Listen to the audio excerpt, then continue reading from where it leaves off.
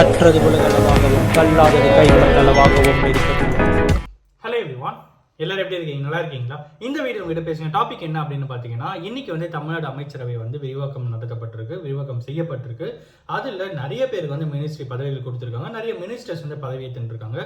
யார் யார் எந்தெந்த பதவியில் இருக்காங்க, யார் யாருக்கு எந்தெந்த துறைகள் இருக்குது அப்படிங்கிற விஷயங்கள் பார்க்க போகிறோம். பட் அதுக்கு முன்னாடி ஒரு சின்ன விஷயம் என்ன அப்படின்னு பார்த்தீங்கன்னா, கிட்டத்தட்ட 1952 அப்புறம் மினிஸ்ட்ரியில், தமிழ்நாடு ஸ்டேட் கவர்மெண்ட் மினிஸ்ட்ரியில் கூட்டணி கட்சிகளில் இருக்கிறவங்களுக்கு மினிஸ்ட்ரி பதவி கொடுத்துருக்கிறது 1952 அப்புறம் இப்போ தான் கொடுத்துருக்காங்க அப்படின்னு கிட்டத்தட்ட 3/4 நூற்றாண்டு. ஓகேங்களா, 75 வருஷத்துக்கு அப்புறம் அந்த விஷயம் நடந்திருக்கு.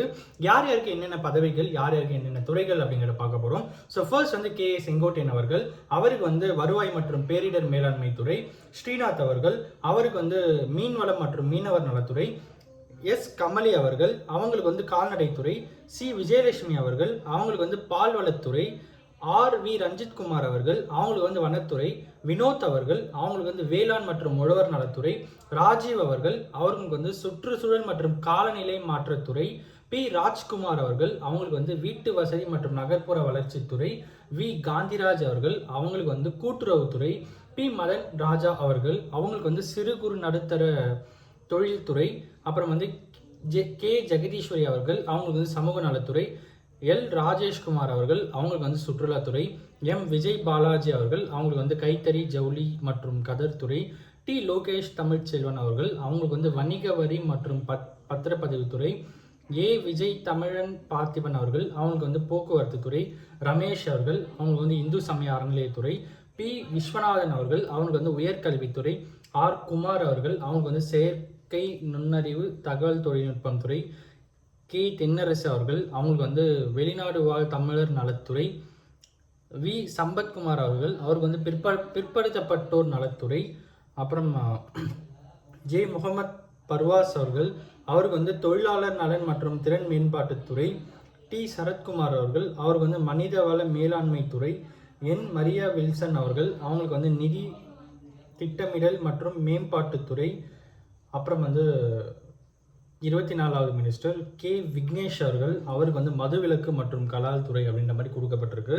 இவங்க எல்லாருமே இன்னைக்கு வந்து பதவி ஏற்றிருக்காங்க அப்படின்ற மாதிரியும் சொல்லலாம். ஸோ நெக்ஸ்ட் விஷயம் என்ன அப்படின்னு பார்த்தீங்கன்னா, கவர்மெண்ட் ஹாஸ்பிட்டலில் தான் மினிஸ்டர்ஸ் வந்து ட்ரீட்மெண்ட் போவாங்க அப்படிங்கிற மாதிரி கவர்மெண்ட்டோடைய, அதாவது மருத்துவத்துறையுடைய மினிஸ்டர், ஹெல்த் டிபார்ட்மெண்ட் மினிஸ்டர் வந்து சொல்லியிருக்காரு. நெக்ஸ்ட் வந்து ஃப்ரீ மணல் ஃபார் மண் உற்பத்திலாம் செய்கிறாங்களா, மண்ணில் பானை அதெல்லாம் செய்கிறாங்களா, ஃப்ரீ மணல் கொடுக்குற மாதிரி அது ஆல்ரெடி இருந்த ஒரு விஷயம் தான் நினைக்கிறேன். அதை வந்து கண்டினியூ பண்ணுறாங்க. நெக்ஸ்ட் வந்து மிஸ்டர் செந்தில்குமார் ஐஏஎஸ் அவர்கள் அண்ட் லக்ஷ்மி அவர்கள், இவங்க 2 பேருமே வந்து செக்ரட்டரி. ஓகேங்களா, லக்ஷ்மி பிரியா அவர்கள், இவங்க 2 பேருமே வந்து நம்ம விஜயனுடைய செக்ரட்டரி. ஓகேங்களா.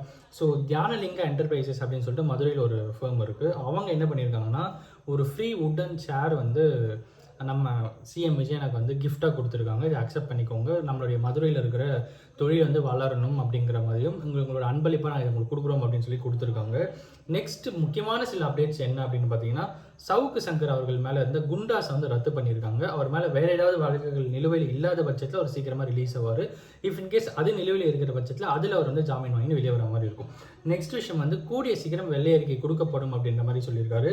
நெக்ஸ்ட் விஷயம், மேயர் பிரியா அவர்கள், சென்னையோட மேயர் பிரியா அவர்களுக்கு வந்து ஒரு நோட்டிஃபிகேஷன் கொடுத்துருக்காங்க. நீங்கள் வந்து எக்ஸ்பிளைன் பண்ணுங்கள், எதனால் இந்த டெண்டரில் எவ்வளோ முறைகேடு நடந்திருக்கு எக்ஸ்பிளைன் பண்ணுங்கள் அப்படின்னு சொல்லி ஒரு விஷயத்தை வந்து சொல்லியிருக்காங்க அப்படின்ற மாதிரி சொல்லப்படுது. நெக்ஸ்ட் விஷயம் என்ன அப்படின்னு பார்த்தீங்கன்னா, 2000 கோடி ரூபாய் கிட்ட இபியில் இருந்த டெண்டர்கள் எல்லாமே வந்து கேன்சல் செய்யப்பட்டிருக்கு. அதுவுமே வந்து மிகப்பெரிய ஒரு விஷயமா இருக்குது அப்படின்னே சொல்கிறாங்க. ஓகேங்களா. ஸோ அதுவுமே வந்து கூடிய சீக்கிரம் டெண்டரை வந்து திருப்பியும் புதுசாக ஃப்ரெஷ் டெண்டராக இஷ்யூ பண்ணுவாங்கன்ற மாதிரி சொல்லியிருக்காங்க. நெக்ஸ்ட் விஷயம், தாவிகா கடந்த அந்த பாதி, நம்ம விஜயனுடைய பாதி வந்து எந்த மாதிரிலாம் இருக்குது அப்படின்னு பார்த்தீங்கன்னா, 2024 February 2 கட்சி ஓப்பன் பண்ணுறாரு. 22/8/2024 அன்றைக்கி கட்சி கொடியை வந்து அறிமுகம் பண்ணுறாரு. 2024 அக்டோபரில் 27 வந்து ஃபஸ்ட்டு மாநாடு. மார்ச் 2025 28 வந்து பொதுக்குழு நடத்துகிறாரு. செப்டம்பர் 13 2025 வந்து முதல் மக்கள் சந்திப்பு. 27/9/2025 கரூர் சம்பவம் நடக்குது. 22/1 வந்து விசில் சின்னம் வந்து ஒதுக்கிடுறாங்க. 10 மே மாதம் தலைவர் ஜெயிக்கிறாரு, சிஎம் ஆகிறாரு. வேறு லெவல் ஃபார்மாக இருந்தது. கிட்டத்தட்ட யங் மினிஸ்டர்ஸ் நம்மளுடைய தமிழ்நாடு அசம்பிளி யார் யார் அப்படின்னு பார்த்தீங்கன்னா, ஒன் செகண்ட், கமலி அவர்கள், ஸோ அவங்களோட வயசு வந்து 28 வயசு. கீர்த்தனா அவர்கள், அவங்களோட வயசு 29. ரமேஷ் அவர்கள், அவங்களோட வயசு 31. பர்வேஷ் அவர்கள், அவரோட வயசு 31. வினோத் அவர்கள், அவரோட வயசு 32. சரத் அவர்கள், அவரோட வயசு 34. ராஜீவ் அவர்கள், அவரோட வயசு 34. தென்னரசு அவர்கள், அவரோட வயசு 36. விக்னேஷ் அவர்கள், அவரோட வயசு 38. ராஜ்மோகன் அவர்கள், நம்ம ராஜ்மோகன் அவர்கள் அவரோட வயசு வந்து 39. விஜய் பாலாஜி அவர்கள், அவரோட வயசு வந்து 39. யங் மினிஸ்டர்ஸ் வந்து நம்மளோட தமிழ்நாடு அசம்பிளியில் பார்க்க முடியுது. கிட்டத்தட்ட 11 யங் மினிஸ்டர்ஸ் இருக்காங்க. அடுத்து என்ன விஷயங்கள் அப்படின்னு பார்த்தீங்கன்னா, விஜயனா மட்டுமே ஏகப்பட்ட விஷயங்கள் வந்து பண்ணிட்டு இருக்காரு. ஏகப்பட்ட விஷயங்கள் அப்படின்னும் போது அவர் கண்ட்ரோலில் நிறைய துறைகளும் இருக்கப்படுது அப்படின்ற மாதிரி சொல்லியிருக்காங்க. This government is creating history in all over think. எங்கெங்கெல்லாம் கேப் இருக்கோ எல்லாத்துலேயுமே நம்ம ஹிஸ்ட்ரியை கிரியேட் பண்ணணுன்ற அளவுக்கு வந்து பண்ணிட்டு இருக்காங்க. அண்ட் இன்னைக்கு இதை நான் உங்கள்கிட்ட ஷேர் பண்ணணும் அப்படின்னு நினச்சேன். ஸோ இந்த வீடியோ நான் ஒருத்தருக்கு நாலேஜ் இருக்குன்னு சொல்லி நான் நம்புகிறேன். Thank you so much.